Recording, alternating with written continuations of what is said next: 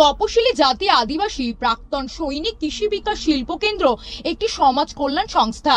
এই দীর্ঘ 41 বছর ধরে পশ্চিমবঙ্গের গ্রামীণ ও শহরাঞ্চলে পদ্ধতিগত উন্নয়নের লক্ষ্য অর্জন করে আসছে।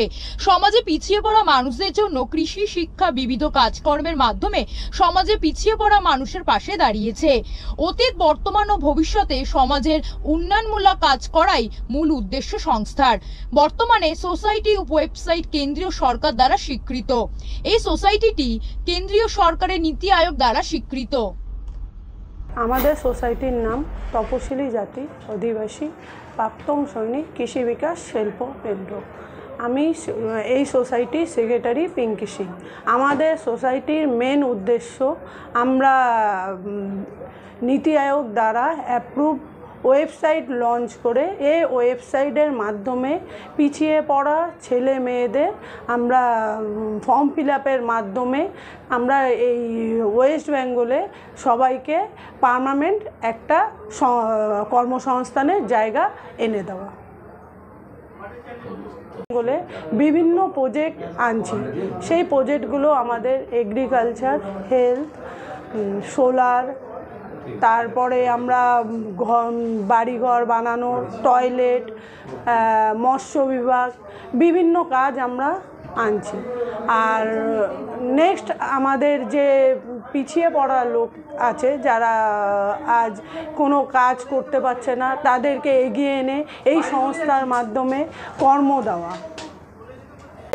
তপশিলি জাতি আদিবাসী প্রাক্তন সৈনিক কৃষি বিকাশ শিল্প কেন্দ্রের আমি অ্যাসিস্ট্যান্ট ট্রেজারার। আজকে আমরা নির্দিষ্ট দিনটা বাছাই করেছি, তার কোনো মূল উদ্দেশ্য নেই, মানে দিনটা নিয়ে আমাদের কোনো উদ্দেশ্য নেই। আসলে আমরা বহুদিন ধরে একটা জিনিসের পিছনে কর্মপ্রচেষ্টা দিয়ে লেগে আছে, একটা আমাদের নতুন ওয়েবসাইট লঞ্চ করার জন্য। তো সেই নতুন ওয়েবসাইটটা আজকে আমরা সম্পূর্ণ করতে পেরেছি এবং সবার সামনে সেই ওয়েবসাইটটা আমরা আনতে পারবো, সেই অনুযায়ী আজকের দিনটা আমরা ঠিক করেছি। এই ওয়েবসাইটটা হলো, এখানে আমরা নীতি আয়োগের মাধ্যমে আমাদের সংস্থা নীতি আয়োগের অধীনে এখন আমরা কাজ করছি। আর এই নীতি আয়োগের মাধ্যমে আমরা পিছিয়ে পড়া যে সমস্ত মানুষজন আছে, যে সমস্ত সোসাইটির অংশ আছে যারা পিছিয়ে আছে, তাদেরকে আমরা কর্মসংস্থানের মাধ্যমে সমাজে একটা নির্দিষ্ট জায়গা দিতে পারবো। এবং যারা আমাদের সঙ্গে এক্সিস্টিং মেম্বার, আমাদের এখানে অনেক এক্সিস্টিং মানে কর্মীরা আছে যারা স্বেচ্ছায় আমাদের সঙ্গে কাজ করে স্বেচ্ছাসেবক হিসেবে, তাদেরকেও কিছু কর্মসংস্থান করে তাদেরকে ভবিষ্যৎ নির্দিষ্ট করে দেওয়ার জন্য আমাদের এই প্রচেষ্টা। এবং এবার আমরা প্রিভিয়াসলি অনেক কাজ করেছি। আমাদের 1983 সালের সংস্থা অতুল কুমার চক্রবর্তীর হাত ধরে আমরা আজকের এই দিনটা আসতে পেরেছি, যখন আমরা পিছনের দিনগুলোতে গঙ্গাসাগর অঞ্চলে আমরা বিভিন্ন রকম লো কস্ট হাউজিং, অনেক রকম স্যানিটারি মানে পায়খানা, বাথরুম, টিউবওয়েল, ছোট দুস্থ বাচ্চাদের বস্ত্র বিতরণ, পুস্তক বিতরণ, এছাড়াও বীজ ধান, অনেক চাষিদের বীজ ধান দেওয়া, মুগ ডাল দেওয়া, হাইব্রিড যে সমস্ত সবজিগুলো হয় সেগুলো দেওয়া, বাচ্চাদের খেলার জন্য খেলার ইনস্ট্রুমেন্ট দেওয়া, কৃষকদের না মানে মৎস্যজীবীদের আপনার ওই মাছের চারা দেওয়া। এছাড়াও সমাজে আরও যে সমস্ত আর্থিকভাবে যে সমস্ত অংশটা পিছিয়ে পড়ে আছে, যারা ঠিকঠাক মতন পড়াশোনা করতে পারে না, যে সমস্ত আমাদের মহিলারা আছে যারা পীড়িত মহিলা, তাদেরকে নিয়ে আমরা সমাজে অনেক রকম কাজ করেছি। দু চারটে আপনাকে আমি আমাদের নাম বলছি। আমরা প্রজেক্টের ওপরে কাজ করেছি, সেটা হচ্ছে এমএসএমই। এমএসএমই হচ্ছে ক্ষুদ্র এবং মাঝারি শিল্পদের একটা জেড সার্টিফিকেশন করা হয়েছিল।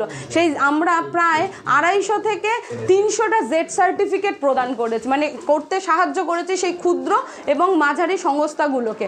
এই জেড সার্টিফিকেট ছাড়াও আমরা হেলথের ওপরে কাজ করেছি। হেলথের ওপরে এই সমস্ত আমরা সার্ভের কাজগুলো করেছি। হেলথের ওপরে, আপনার স্কুল সার্ভিসের ওপরে, স্কুলের এখন যেমন ডিজিটালাইজেশন হচ্ছে সেই স্কুলের ওপরে, হেলথের ওপরে, আর আপনার কৃষির ওপরে, মানে যাদের জমি আছে, তাদের কত বিঘা জমি আছে, কত হেক্টর জমি আছে, তারা যাতে সরকারি ঋণ ঠিকঠাক মতন পায় এবং সরকারি অনুদানগুলো ঠিকঠাক মতন পায়, তার উপরে তাদের সার্ভে করে সরকারকে জমা দেওয়ার, এই সমস্ত কাজগুলো আমরা এতদিন ধরে করে এসেছি।